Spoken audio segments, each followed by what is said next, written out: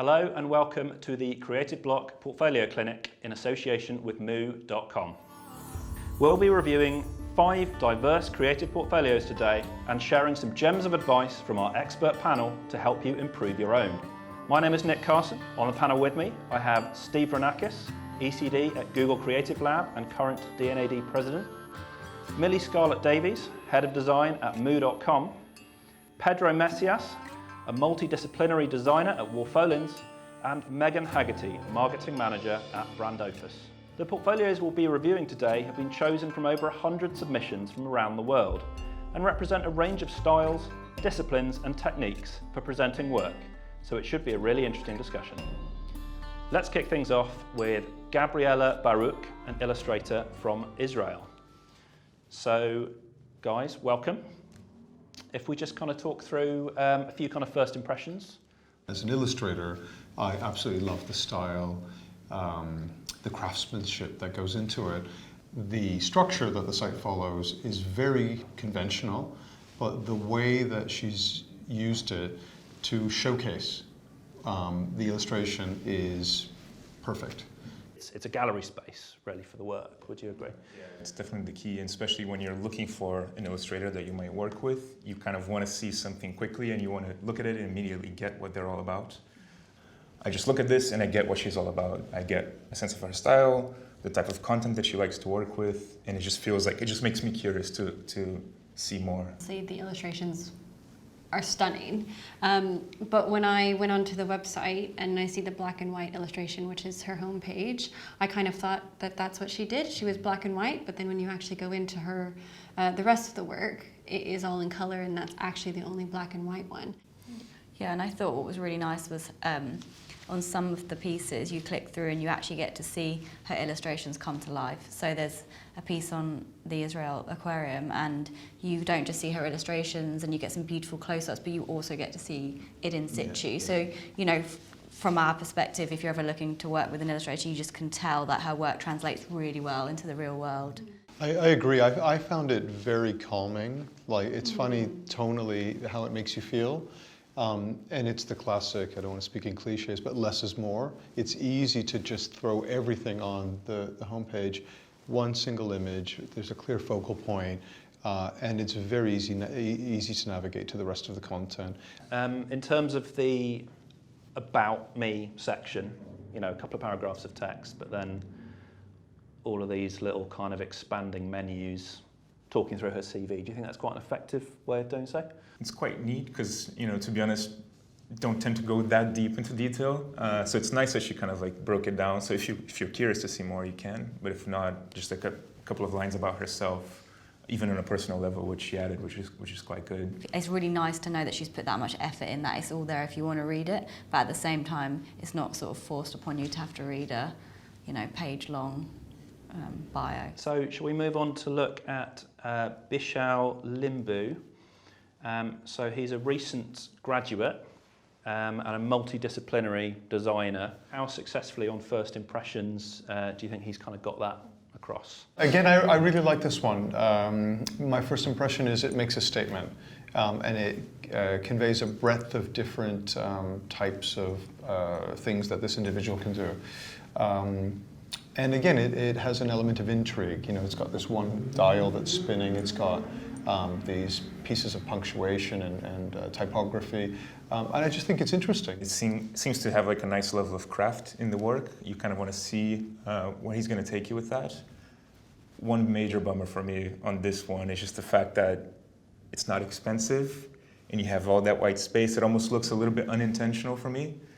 On the homepage, it almost looks like you can see he's going to add more projects. So on the desktop, it looks like there's white spaces ready for work, which is again quite intriguing. But you've kind of got this horizontal working thing for desktop, and then actually when you scroll into each page, it's very vertical. And I think that does create a bit of a disconnect between mobile and desktop viewing, which is something that actually nowadays is really, really important. So do you think designing for mobile first is a consideration that designers should have nowadays when presenting their portfolios?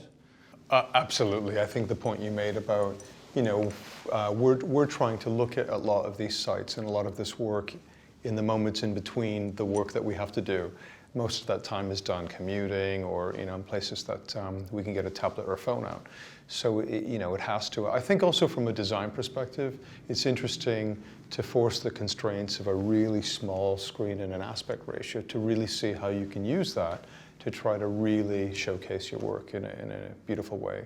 So I think it isn't a bad thing, but I think it's a must. I think that conversation was a year ago about designing for mobile. We're well beyond that. It's a must. Do you think the balance is, I mean, you mentioned that when you click through to the work, it's very vertically presented. Do you think that balance maybe needs a little bit more work here in terms of how it's presented on desktop? Yeah, the continuity, because even on a desktop, once you click into the projects, the images could be quite a lot bigger, really, because you can see that he put in so much time into crafting on every detail of the pieces. So you really want to show it off, right? You want to be proud and loud about it. I guess, so we mentioned he's a recent graduate. In terms of how that rates to similar level designers, I'd say he's got quite a professional kind of polish to his portfolio. It feels crafted without feeling complicated, which I think helps. So then when you start adding pages, nothing's gonna get massively lost. And if anything, it will feel like a really nice exploration on that first homepage. Then after that, you can just easily click through each project. So it's a really nice mix of being sort of designed but not over-designed. And how important is the animation side of it to really kind of catch the eye and draw people into different kind of projects, would you say, Pedro? Oh, it helps, right? Because that's how we're wired to look at things, right? If you see it moving, you're immediately drawn to it. And it shows that he's thinking in terms of like new technologies, new ways of presenting the work. So I think it helps a lot for sure. The About page is very minimal compared to Gabriella's. Do you think it's too minimal, perhaps? Or how much more information would you want? I think that actually within the projects themselves as well, he could shout about it a little bit more. He kind of, when he's talking about his work and when he's talking about himself, he was like, I did this. I think there was the one where he kind of did 20 illustrations on a day. I think it's the geometric one. And it just feels to me like he's not selling himself very well. You could say, I challenged myself to do something different for 20 days in a row, and at the end of it, I had something I was really proud of. So the next one is Kendall Slade, who is also a recent graduate, and quite a different approach to the navigation and the general kind of layout here. Is this something that's kind of caught your eye, Pedro?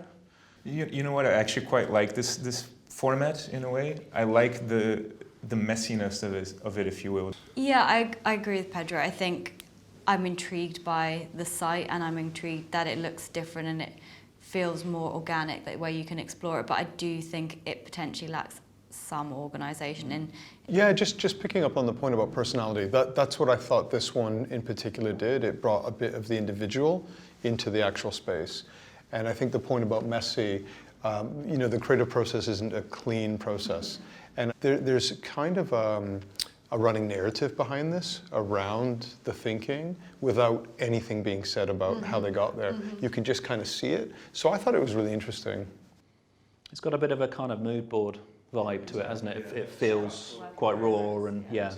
It kind of takes a second for you to realize, oh, this is actually what it's supposed to look like. Yeah, I agree. I think there could be a little bit more structure once you get to the actual work, just so you can get a better understanding of, like we talked about before, like, how did this project come about?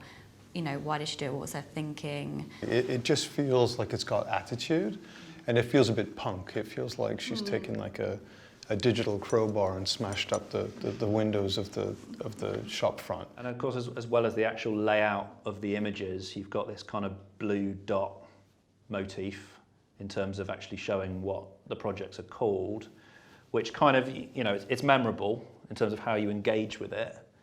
Do you think that's effective? It means there's kind of minimal text, I guess, on the homepage. It's minimal text, and it shows that there is a little bit of consideration as well to actually presenting the work. So it's the apparent messiness that you see at first is not kind of accidental. I guess it also shows off some coding skills, something a little bit more bespoke, which is, practicing what you preach kind of thing. Okay, and in terms of the About page, so that feels like it's kind of a middle ground between the previous two we've looked in terms of the amount of information and there's a bit of kind of hierarchy there. I like it because she gives you a little bit that you can read, the basics, and then she talks about her strengths, what her ambitions are, and those sorts of things to kind of get that personality, and you kind of know what she wants to do. Okay, so the next portfolio is John Banuelos, who is a web and graphic designer. So again, a slightly different discipline to try and present. Does it work? I think this one definitely shows the personality of the designer. If you can see that it's a chatty person, likes to explain what he's doing, likes to explain the work, likes to tell the stories.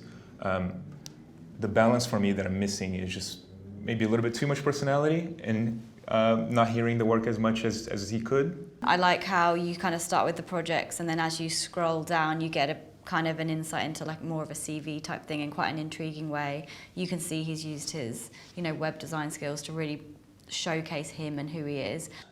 This feels like the opposite end of the scale from Gabriella, say, where the work is very much the hero. How about you guys? Do you think the personality is struck right?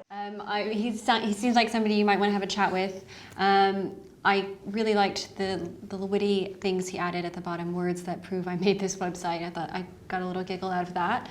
And I personally liked the way that he described his projects.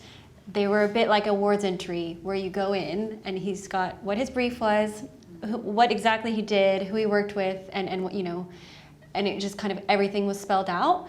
But he does only have 3 projects on there, which is the least amount of work that we've seen from any of them. It's interesting that you mentioned he has 3 projects, because that's one thing that bugged me a little bit on this one, is that he has 3 projects more afterwards.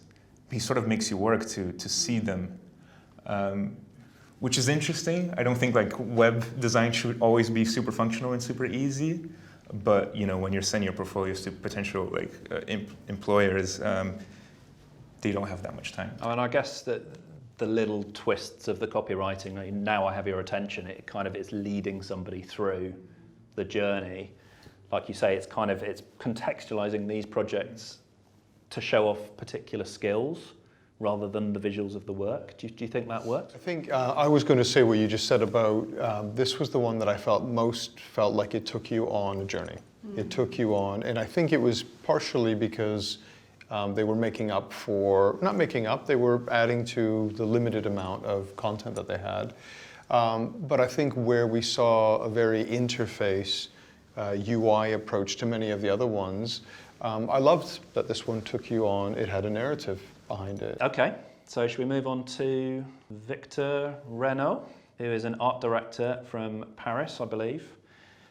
So again, this is quite a different discipline to try and communicate. You can't see visuals immediately, so you're asking the audience a fair amount up front to go, okay, bonjour, and then you're looking through the names, so you're probably gonna click through to one of the brands that you kind of find intriguing, and then you see the work. But even when you hover over that name, you still don't see visual, and then when you click through, the first page isn't even a visual. You have to then scroll. So potentially this person's making the audience work a little bit too hard before they get to see any visuals on the page.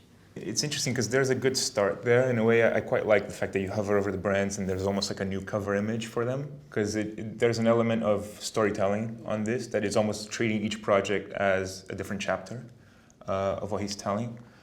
But it's true that you don't get enough of a flavor of what the projects are about. It's still all quite dark, quite kind of uniform.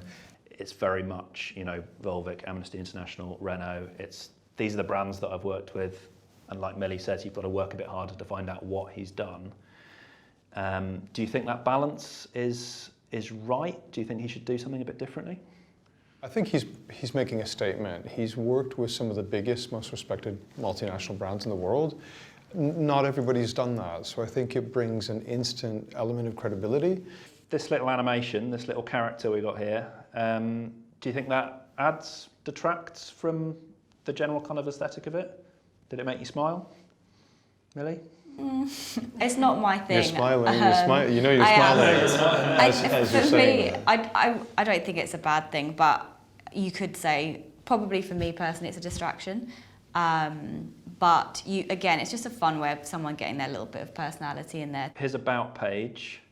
So this is the first one that has a photo of him. Do you think that's a good decision? it's good, but it's very hard to see his photo. Just, I actually quite like seeing the photo of the creative, to be honest, because you know, you're going to be working with the person, and there's something nice about just being able to see them. From an art director's perspective, who works with ad agencies where he'll be part of a big team, how important is it to be very clear about an individual role in a project and what you're responsible for? It's quite important. If you are a part of a team, you don't want to take all of the credit, basically, and you need to state up front so that when you are going and meeting with people, they aren't you aren't overstating your abilities. Yeah, and you can do that in a charming way. You don't have to be dictatorial. You can bring a bit of your ethos about collaborating and how you love working in these cross-functional teams, supporting agencies, that sort of thing. So I think you could do it. I think again, it's just bringing a bit of the philosophy of how you work, how you collaborate, and that personality to the site. Definitely. Great. Well, thank you very much, Steve, Megan, Millie and Pedro. I think we've had a lot of really kind of interesting insights into how creatives can present themselves. We haven't always agreed necessarily, but hopefully there's some really interesting insights that people watching this can take and apply to their own work. Thank you very much.